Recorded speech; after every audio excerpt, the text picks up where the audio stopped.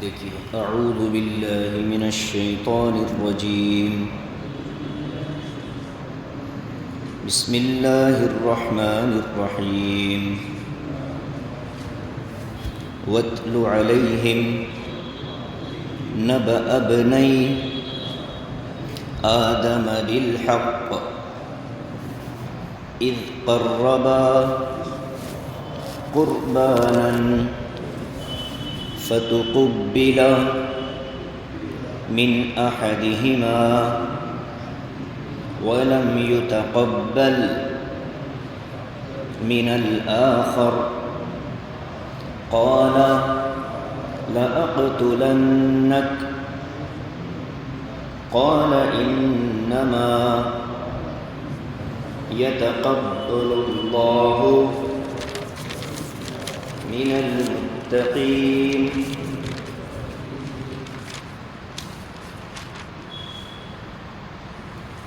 لئن بسطت إلي يدك لتقتلني ما أنا بباسط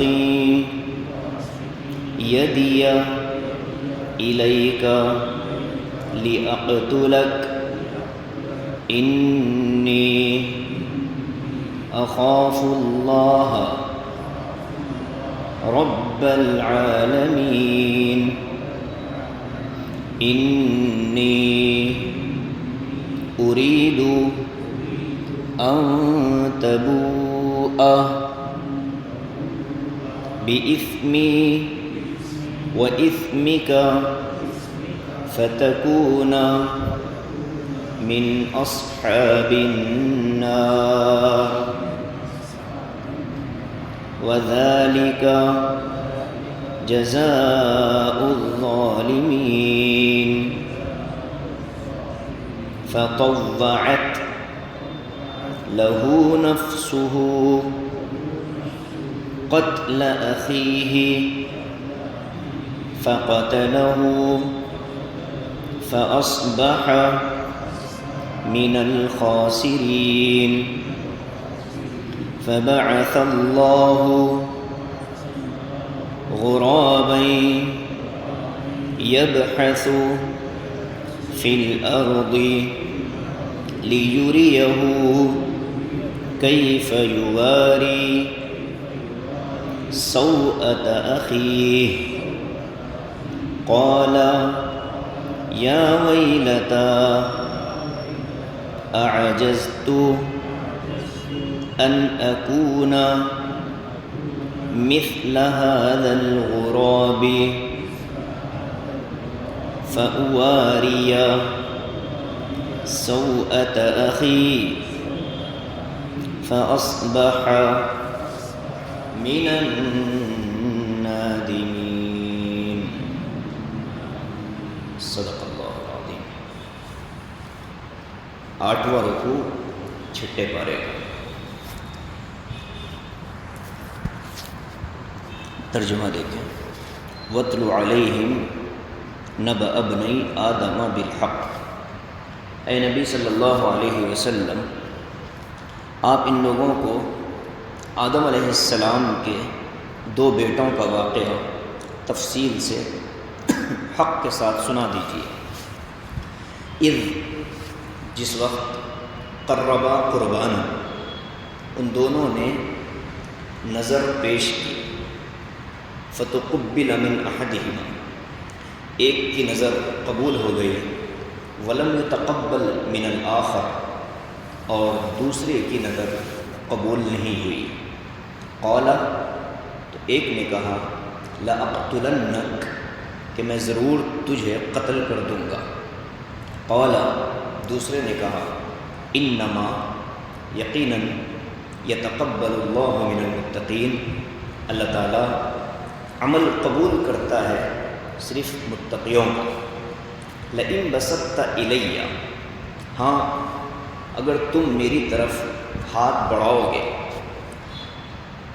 یدہ کا ہاتھ بڑھاؤ گے، لتقتلنی، مجھے قتل کرنے کے لیے ما انا بباسط یدی الیک لاقتلک، تو میں اپنا ہاتھ تمہیں قتل کرنے کے لیے آگے نہیں بڑھاؤں.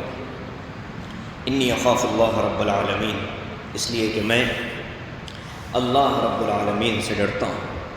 انی ارید ان تبوء باثمی، میں یہ چاہتا ہوں کہ تم اپنے سر لے لو میرا گناہ بھی، و اثمک، اور اپنا گناہ بھی، فتکون من اصحاب النار، پھر تم جہنم والوں میں سے ہو جاؤ. وذالک جزاء الظالمین، اور یہی بدلہ ہوتا ہے ظالموں کا. فطوعت له نفسه قتل اخی، پھر پہلے کو اس کے دل نے، اس کے نفس نے ابھارا اپنے بھائی کے قتل پر. فقتلہ، اس نے اپنے بھائی کو قتل کر دیا. فاصبح من الخاسرین، پھر وہ نقصان اٹھانے والوں میں سے ہو گیا. فبعث اللہ غرابا، اللہ تعالیٰ نے کوا بھیجا، یبحث فی الارض، جو زمین کھود رہا تھا، لیریہ کیف یواری سوءۃ اخی، زمین کھود رہا تھا تاکہ اس کو سکھا دے کہ وہ اپنے بھائی کی نعش کو کیسے دفن کرے. قال یا ویلتى اعجزت، اس نے کہا ہائے افسوس، میں اتنا عاجز آ گیا، ان اکون مثل ھذا الغراب، کہ میں اس کوے کی طرح بھی نہ ہو سکا. فاواری سوءۃ اخی، کہ میں اپنے بھائی کی نعش کو چھپا سکوں، دفن کر سکوں. فاصبح من النادمین، پھر وہ ندامت اٹھانے والوں میں ہو گیا. یہ جو آیتیں ہیں سورہ مائدہ کی، یہ آیتیں اس اعتبار سے کہ ان دنیا کی ابتدا میں سب سے پہلی موت، سب سے پہلا قتل، سب سے پہلی تدفین، سب سے پہلا حسد، اور اللہ کی سب سے پہلی بڑی نافرمانی کے مضامین اس میں شامل ہیں. تو اس اعتبار سے یہ آیتیں بہت ہی اپنے اندر ایک طرح کا جلال رکھتی ہیں. قرآن کی تلاوت کرتے ہوئے جب اس طرح کی آیتیں آتی ہیں تو ان آیتوں کے پڑھنے کا ایک خاص انداز ہوتا ہے. دعا کی آیتیں اس کے پڑھنے کا ایک انداز ہوتا ہے، عذاب کی آیتیں اس کے پڑھنے کا ایک انداز ہوتا ہے. عربوں کو اس کا ذوق لگتا ہے، مقامات کہلاتے ہیں، اور ان مقامات کے تحت پھر تلاوت ہوتی ہے. بہرحال یہ جو مضمون ہے، اس مضمون کا پچھلے مضمون سے ربط کیا ہے؟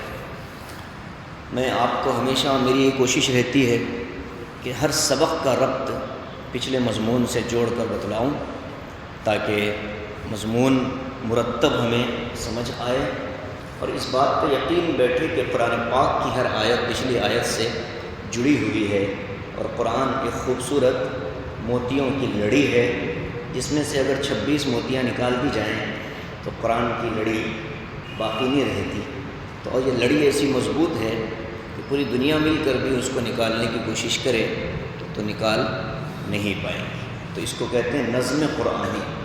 نظم قرآنی مطلب یہ ہوتا ہے کہ وہ ترتیب جو ہے، ہر آیت پچھلے اور آگے آیت سے جڑی ہوئی ہوتی ہے. یہی اس کی خوبصورتی ہے، یہی اس کا اعجاز ہے. واقعہ یہ ہے کہ یہودیوں نے پچھلے سبق میں ہم پڑھے تھے، پچھلے سے پچھلے ان لوگوں نے کہا تھا کہ ہم اللہ کے پسندیدہ بندے ہیں، بیٹے ہیں. 2 جملے انہوں نے کہے تھے، احباؤہ ابناؤہ، کہا تھا کہ ہم اللہ کے بیٹے ہیں اور اللہ کے محبوب ہیں. تو اللہ تبارک و تعالی اس نسبت پر ان کو چونکہ فخر ہوا. گزشتہ درس میں نے کہا تھا کہ حضرت تھانوی نے لکھا ہے کہ جو نیکوں کے خاندان میں پیدا ہوتا ہے اس کے لیے وہ ایک نعمت ہے، اس پر فخر جائز نہیں ہے. میں نے یہ بھی کہا تھا اس پر فخر کرنا جائز نہیں ہے۔ خود نیک بنے گا تو آخرت کامیاب ہوگی، لیکن نیکوں کے خاندان میں پیدا ہونے کا فائدہ یہ ہوگا کہ دین آسانی سے سیکھ جائے گا، نماز آسانی سے سیکھ جائے گا، قرآن کریم آسانی سے سیکھ جائے گا، باقی فخر کی چیز نہیں ہے۔ تو اللہ تبارک و تعالیٰ نے یہودیوں کی اس قول کا جواب دیا ہے۔ یہودیوں نے کہا کہ ہم اللہ کے بیٹے ہیں، اللہ کے محبوب ہیں، لہذا ہمیں جہنم میں تھوڑے دن جلایا جائے گا اور اس کے بعد پھر ہم کو ہٹا دیا جائے گا۔ لن تمسنا النار الا ایاما معدودہ، ہمیں آگ تھوڑا سا جلائے گی، باقی پھر ہماری آزادی ہوگی۔ اللہ کے محبوب ہیں۔ اللہ نے جواب دیا ہے، اور جواب بھی ایسا زبردست دیا ہے کہ تم تو جھوٹ کہتے ہو اللہ کی نسبت اپنی طرف کرتے ہوئے۔ اللہ تو لم یلد ولم یولد ہے، اس کا کوئی بیٹا نہیں، تو تم تو جھوٹے ہو اپنے قول میں۔ تمہاری کوئی نسبت نہیں اللہ سے سوائے بندے اور خالق ہونے کے، مخلوق اور خالق ہونے کے، رشتہ داری تو نہیں ہے اللہ کی۔ تو یہاں جو واقعہ بیان کیا جا رہا ہے یہ نبی کے سچے حقیقی وارث اور بیٹوں کے ساتھ جو کچھ ہوا اس کا واقعہ بیان ہو رہا ہے۔ ٹھیک ہے، سوال کا جواب آ گیا۔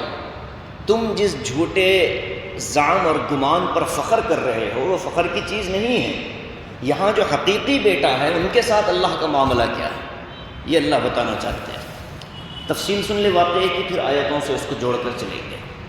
حضرت آدم علیہ السلام اس دنیا کے پہلے انسان ہیں۔ کوئی بات ڈاروین کو سمجھائے کہ تیرے ابا دادا ہوں گے بندر، لیکن ہمارے ابا حضرت آدم تھے، انسان تھے، ہمارے ہی طرح تھے، قد زیادہ تھا اس زمانے کے اعتبار سے۔ پہلے انسان حضرت آدم، پہلے نبی حضرت آدم۔ حضرت آدم سے دنیا چلی، ہر حمل میں حضرت آدم کی دو اولادیں ہوتی تھیں، ایک بیٹا ہوتا تھا اور ایک بیٹی ہوتی تھی۔ پھر کچھ دنوں بعد اگلا جب حمل ہوتا پھر دو آتے، جن کو ہم کہتے ہیں ٹوینس، ایک بیٹا اور ایک بیٹی۔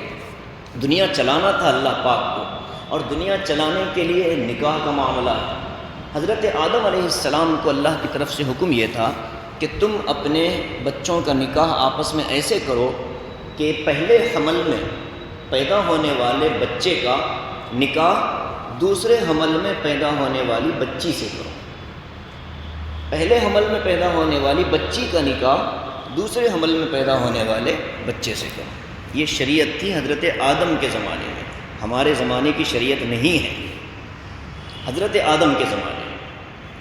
اب ہوا یہ کہ حضرت آدم کے پہلے بیٹوں میں، ابتدائی بیٹوں میں قابیل نام کا ایک بیٹے، اور ان کے ساتھ جو بیٹی پیدا ہوئی اس کا نام تھا اقلیمیہ، قابیل اور اقلیمیہ۔ دوسرے حمل میں جو بیٹا پیدا ہوا ان کا نام تھا حضرت حابیل، اور ان کے ساتھ جو بہن پیدا ہوئی ان کا نام تھا لبودہ۔ اقلیمیہ اور لبودہ، دو نام یاد رکھنا۔ حضرت آدم کی شریعت کے حساب سے قابیل کا نکاح ہونا تھا لبودہ سے، حابیل کا نکاح ہونا تھا اقلیمیہ سے، لیکن قابیل نے لبودہ کی بدصورتی کو دیکھ کر اپنے ساتھ پیدا ہونے والی اقلیمیہ کی خوبصورتی سے متاثر ہو کر شریعت کے خلاف جانے کا فیصلہ کیا، اور یہ کہا کہ میرے ساتھ جو بچی بہن پیدا ہوئی وہ خوبصورت ہے، میں اس سے نکاح کروں گا، جبکہ شریعت کے اندر غلط تھا اس کا یہ نکاح۔ حضرت آدم علیہ السلام نے سمجھایا، کہا کہ بیٹے یہ غلط ہے، شریعت کے خلاف ہے، یہ پہلی نافرمانی ہو رہی ہے، اللہ کا پہلا حکم توڑا جا رہا ہے۔ حضرت آدم سمجھا رہے ہیں کہ بیٹے یہ غلط ہے، تمہارا یہ طریقہ شریعت کے خلاف ہے، یہ غلط ہے، لیکن بیٹے نے نہ مانا۔ حضرت آدم علیہ السلام نے بچوں سے یوں کہا کہ اگر نہیں مانتے ہو تو ایک کام کرو، اس فیصلے کو اللہ کے حوالے کر دو، اللہ ہی فیصلہ کرے گا تم دونوں میں سے کون حق پر ہے اور کون سچ پر ہے۔ فیصلے کی شکل کیا ہوگی؟ فیصلے کی شکل یہ ہوگی کہ تم اپنی قربانی پیش کرو، تم اپنی قربانی پیش کرو۔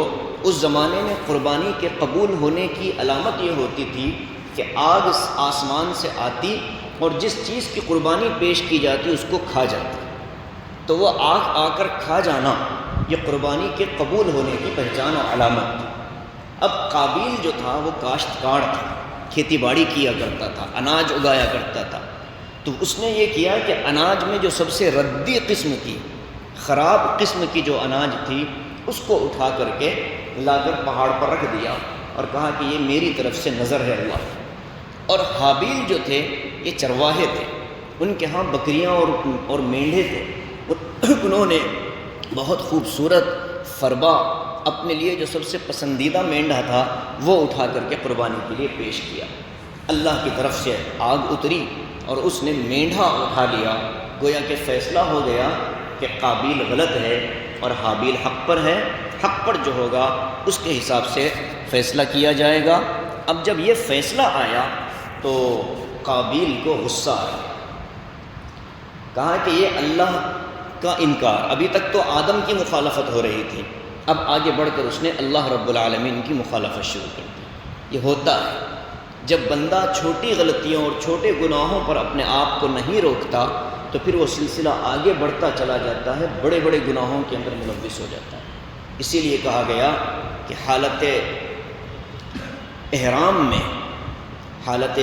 میں اپنی بیویوں سے ان کا جسم چھوتے ہوئے پکڑتے ہوئے احتیاط کرو، اس لیے کہ ناجائز ہے احرام کی حالت میں رہنا، اور خاص طور سے حج کے موقع پر جب حج کے ایام ہوتے ہیں تو جب تک بیوی حلال نہیں ہوتی جب تک کہ طواف زیارت نہ ہو جائے۔ آخری جو طواف ہوتا ہے، خدا نہ خواستہ اگر طواف زیارت سے پہلے کسی نے بیوی کا ہاتھ بھی پکڑ لیا شہوت کے ساتھ، یا اس کے ساتھ کوئی میاں بیوی والا تعلق قائم ہو گیا تو اس کا تو حج ستیہ ناش ہو جائے گا۔ تو یہ چھوٹی غلطیوں سے بچنا بڑی غلطیوں تک پہنچانے کے لیے راستہ بند کرتا ہے۔ آدمی یہ نہ سوچے کہ چھوٹا ہی تو گناہ ہے چلو کرتے رہیں گے، تو لیکن آگے بڑھیں گے تو یہ بڑے گناہوں کے اندر ملوث ہو جائے۔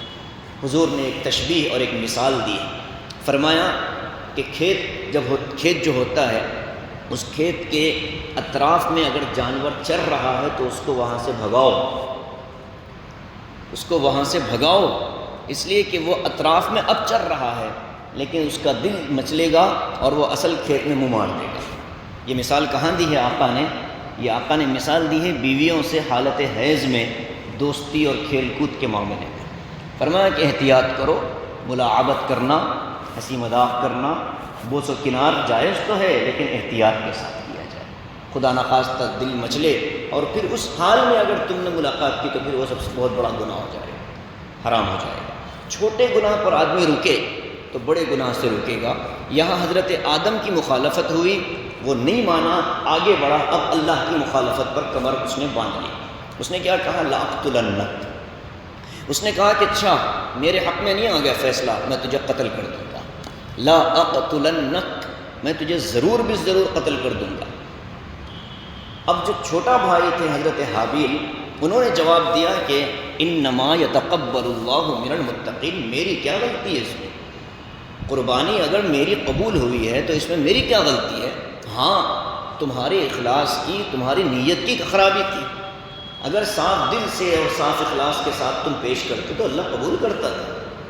تو آگے فرمایا کہ مجھے یہ یقین ہے کہ اللہ تبارک و تعالی میری قربانی قبول کر رہا ہے، اس لیے کہ میں نے تقوی کے ساتھ پیش کی۔ یہ پہلی آیت تھی، وَاتْلُ عَلَيْهِمْ نَبَأَ ابْنَيْ آدَمَ بِالْحَقِّ، اے نبی آپ ان اہل کتاب کے سامنے حضرت آدم کے دو بیٹوں کا قصہ حق اور سچائی کے ساتھ بیان کر دیجیے۔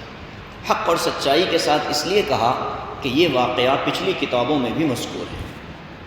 فرمایا کہ اس قربا قربانا، جب کہ دونوں نے اپنی اپنی قربانیاں پیش کی۔ دیکھیے میں نے اس سے پہلے بھی بتلایا کہ قرآن ہر واقعے کی تفصیل نہیں بتلاتا، اہم پوائنٹس قرآن بتاتا ہے۔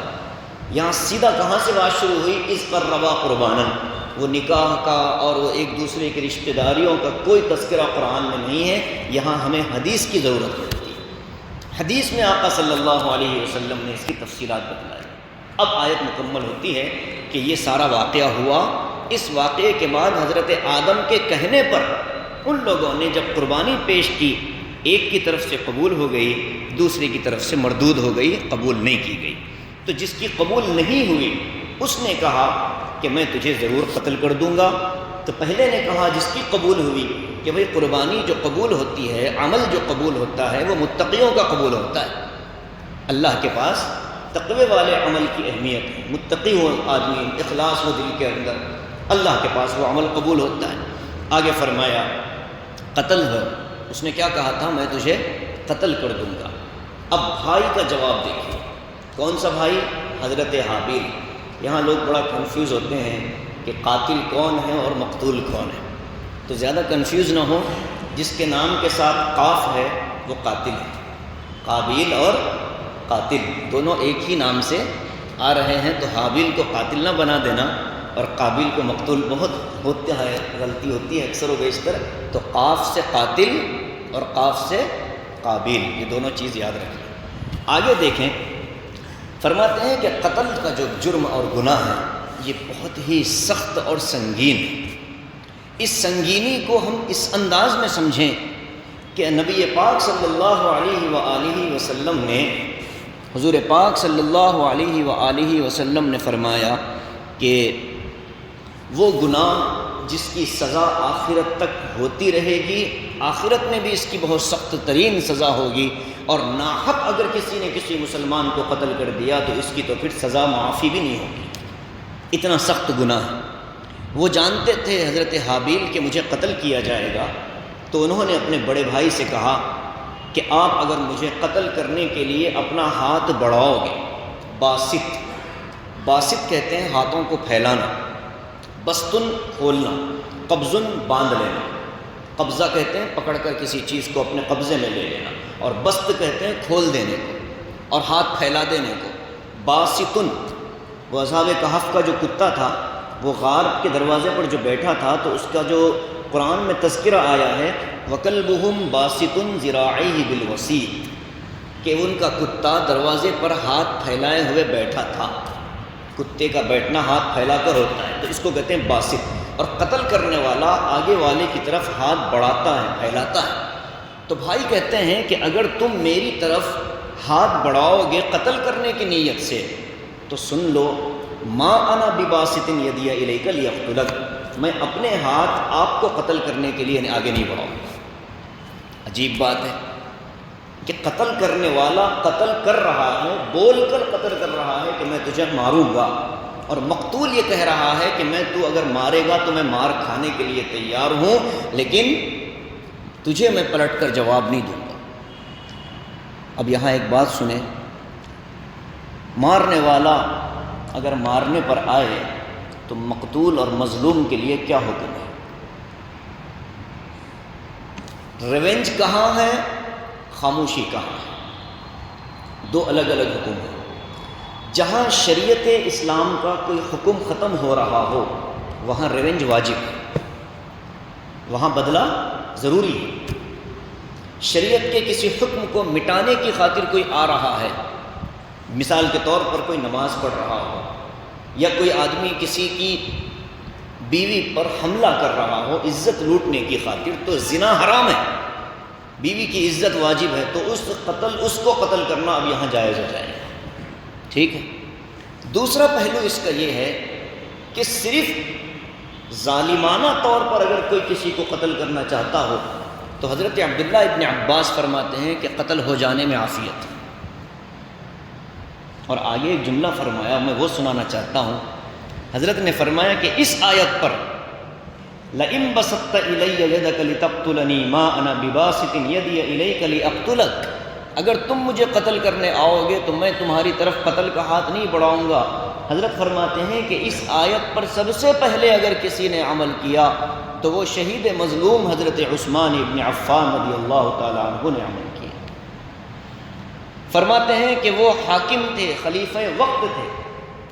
حضرت ابو ہریرہ رضی اللہ عنہ ان کے پاس گئے، حضرات حسنین کریمین شہزادے جنت کے حضرت علی نے اپنے دونوں بیٹوں کو بھیجا کہ جاؤ بیٹا عثمان کے گھر کی حفاظت کرو، لوگ ان کو قتل کرنا چاہتے ہیں۔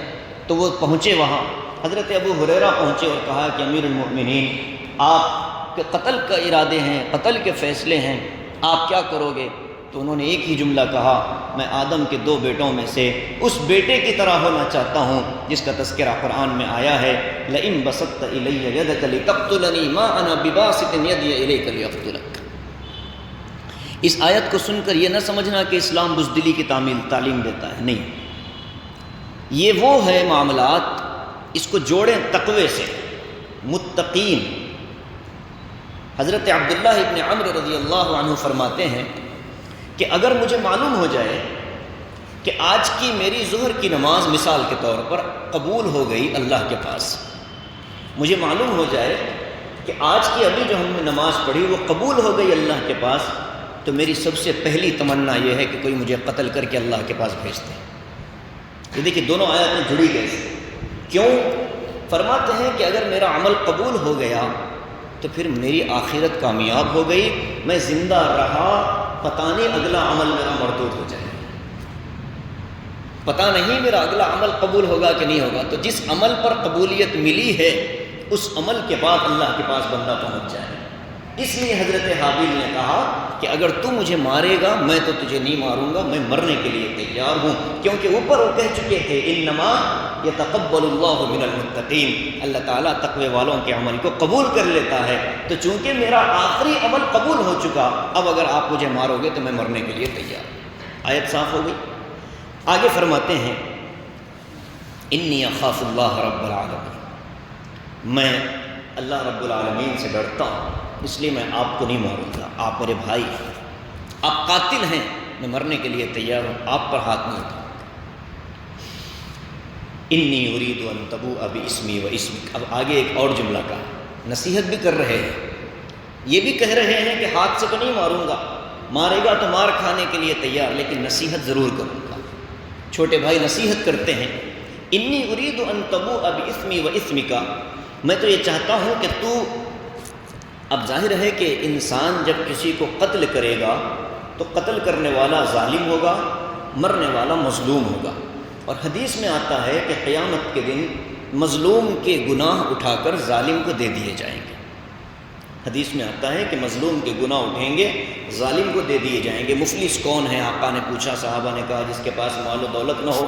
آقا نے فرمایا کہ میری امت کا مفلس وہ ہے جس کے پاس بہت ساری نیکیاں ہوں لیکن کسی کا دل دکھایا ہے، کسی کا حق مار لیا ہے، کسی کے ساتھ ناانصافی کی ہے، حقوق العباد کے اندر کوتاہی کی ہے، تو اس کی ساری نیکیاں اس کو دے دی جائیں گی۔ لینے والے باقی ہوں گے، اس کی نیکیاں ختم ہو جائیں گی تو لینے والوں کے گناہ اٹھا کر اس کے سر ڈال دیے جائیں گے۔ یہ مضمون ذہن میں رکھیں۔ اب یہ آیت سمجھیں، یہ فرماتے ہیں کہ میں یہ چاہتا ہوں کہ تو مجھے مارے اور میرے جو گناہ ہیں وہ تو اپنے سر لے لے، وہ اسمی کا، اور تو جو اپنا گناہ کر رہا ہے یہ بھی تیرے ہی سر ہوگا، میرا اس میں کوئی عمل دخل نہیں۔ یہ کیوں فرمایا؟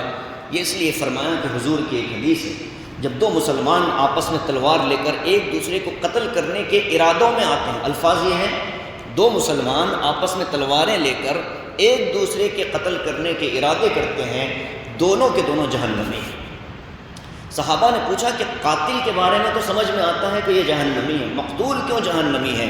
فرمایا آقا نے اگر یہ قاتل نہ بنتا تو یہ قاتل بنتا، چونکہ ارادہ دونوں کا ایک دوسرے کے مارنے کا تھا، تو فرمایا کہ یہ دونوں کے دونوں جہنمی ہیں۔ تو اس لیے کہا کہ میرا گناہ بھی اور تیرا گناہ بھی، دونوں گناہ تیرے سر لے۔ انی ارید ان تبوء باسمی و اسمک فتکون من اصحاب النار، پھر تو جہنم والوں میں سے ہو جا۔ وذالک جزاء الظالمین، اور جہنم ہی ظالموں کا ٹھکانہ ہے۔ اب یہ ساری نصیحت سن کر چونکہ حضرت آدم کی مخالفت ہو گئی، اللہ رب العالمین کی مخالفت ہو گئی، اپنے بھائی کی نصیحت سن کر بجائے احساس پیدا ہونے کے اس کے دل میں حسد پیدا ہو گئی۔ کہا کہ بیوی بھی تجھے خوبصورت ملے گی، ابا بھی تجھ سے زیادہ محبت کریں گے، عمل بھی تیرا اللہ کے دربار میں قبول ہو رہا ہے، تو اب اس کے نفس نے اندر سے ابھارا، فتوعت، اس کے نفس نے اس کو ابھارا، لہو نفسہ قتل اخیہ، اپنے بھائی کے قتل پر، فقتلہ، پھر اس نے اپنے بھائی کو قتل کر دیا۔ اب مفسرین لکھتے ہیں کہ قتل کیسے کیا، چونکہ حدیث میں صراحت تو نہیں ہے، لیکن زیادہ جو اقوال ہیں مفسرین کے وہ یہ ہیں کہ پتھر سے سر کچل کر قتل کیا۔ حضرت حابیل سو رہے تھے، پتھر پر سر رکھ کر، اس نے دوسرا پتھر اٹھا کر سر پر ڈال کر قتل کر دیا۔ قتل تو کر دیا، اب قتل کرتے ہی قرآن کہتا ہے فَأَصْبَحَ مِنَ الْخَاسِرِينَ، قتل ہو گیا بھائی تو اب یہ ہمیشہ کے خسران میں چلا گیا، ہمیشہ کے نقصان میں چلا گیا۔ حدیث میں آتا ہے کہ یہ دنیا کا پہلا قتل تھا جو قابیل نے اپنے بھائی حابیل کو مار کر کیا۔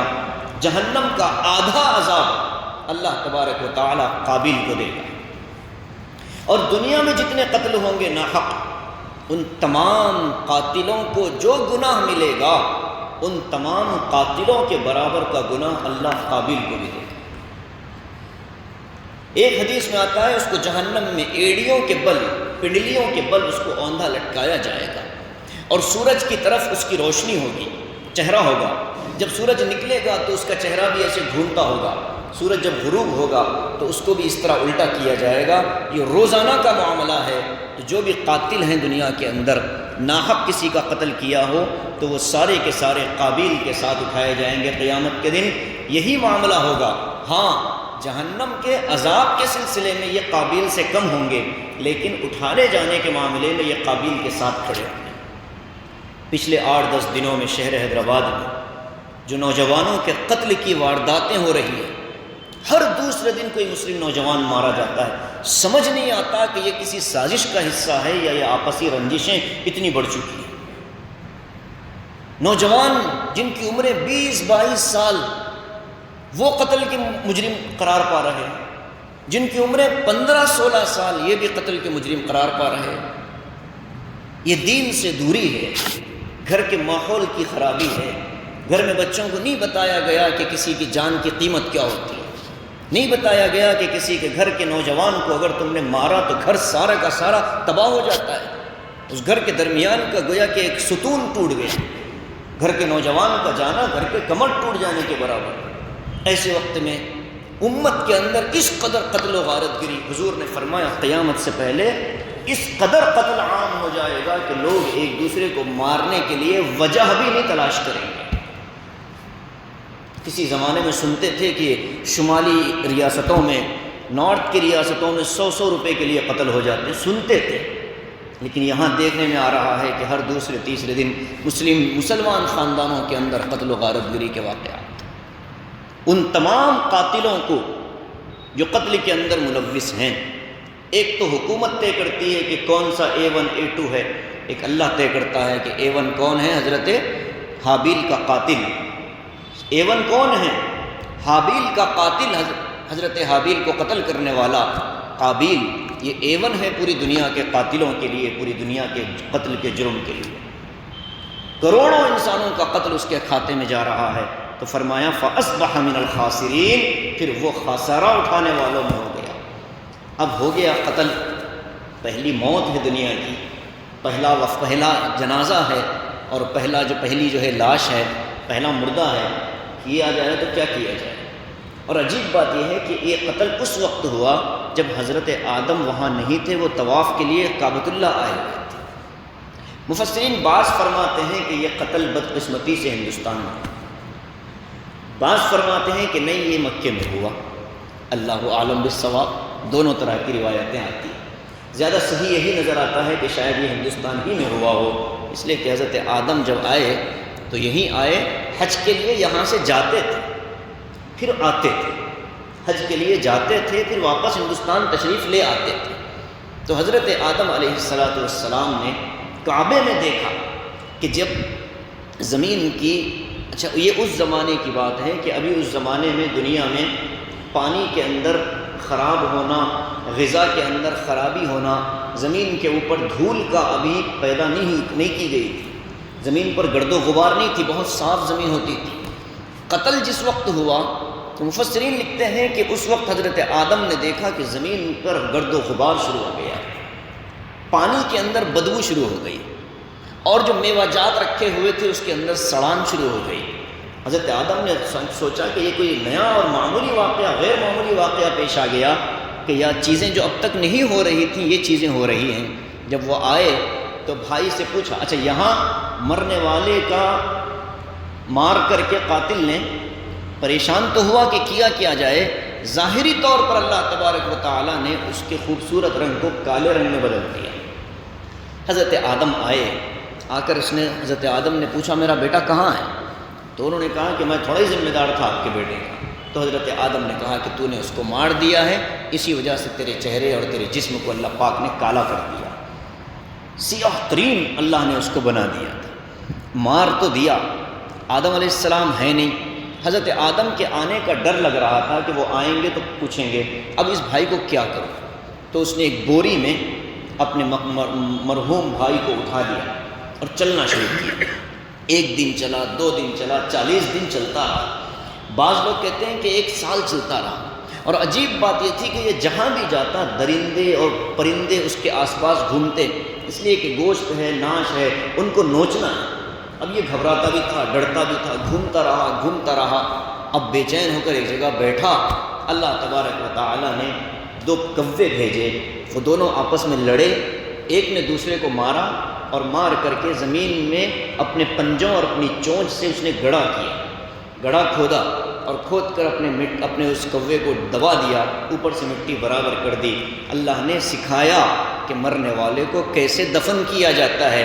دنیا میں قابیل کو بتانے والا وہ حقیر سا پرندہ جس کو کوا کہا جاتا ہے، اللہ نے اس کو بھیجا۔ فرماتے ہیں فبعث اللہ غراباً، غراب کوے کو کہتے ہیں۔ فرمایا کہ اللہ تعالیٰ نے ایک کوے کو بھیجا، یبحث فی الارض، زمین میں کھود رہا تھا۔ ہم لوگ ایک لفظ سنتے ہیں بحث، بحث مباحثہ جو ہے نا، عربی میں بحث کہتے ہی اس چیز کو ہے کھودنا، کریدنا۔ الباحث ریسرچ اسکالر جو ہوتا ہے، کسی بھی معاملے کی تہ تک جانے کے لیے جو وہ ریسرچ کرتا ہے، اس کو عربی میں الباحث کہتے ہیں۔ المباحث الفقہیہ، ابھی جمعیت العلماء نے کیا ہے فیصلے پورے ملک کے 500 مفتیان کرام کو جمع کر کے، یہ جو بالوں کو رنگا جاتا ہے مختلف ڈیزائن میں، ان کے سلسلے میں نماز کا کیا مسئلہ ہے، کسی موقع سے اس کو عرض کیا جائے گا۔ تو فبعث اللہ غرابا یبحث فی الارض، اللہ نے ایک کوا بھیجا جو زمین کھود رہا تھا، لیریہ کیف یواری سوءۃ اخیہ، تاکہ اس قاتل کو بتلائے کہ اپنے بھائی کو کیسے چھپایا جائے، کیسے دفن کیا جائے۔ قال یا ویلتیٰ اعجزت، تو اس نے جب دیکھا تو کہا کہ کاش، ہائے میری افسوس، کاش کہ میں تو اس پرندے اور اس کوے سے بھی گزرا ہو گیا، فاواری سوءۃ اخی، کہ میں اپنے بھائی کی ناش کو چھپانے کے لیے بھی کوے کا محتاج ہو گیا۔ فاصبح من النادمین، پھر وہ ندامت کرنے والوں میں ہو گیا۔ حضرت اقدس تھانوی رحمۃ اللہ علیہ فرماتے ہیں کہ یہاں جو ندامت ہے یہ توبہ والی ندامت نہیں ہے، ندامت ہے لیکن توبہ والی نہیں ہے، بس اپنے کیے پر اس کو ایک قسم کی بے چینی تھی کہ ابا کو کیا جواب دوں، یہ بے چینی تھی، ابا پوچھیں گے تو کیسے میں جواب دوں گا، یہ ندامت تھی۔ حضرت تھانوی علیہ الرحمہ نے لکھا کہ خالی ندامت توبہ نہیں کہلائی جاتی۔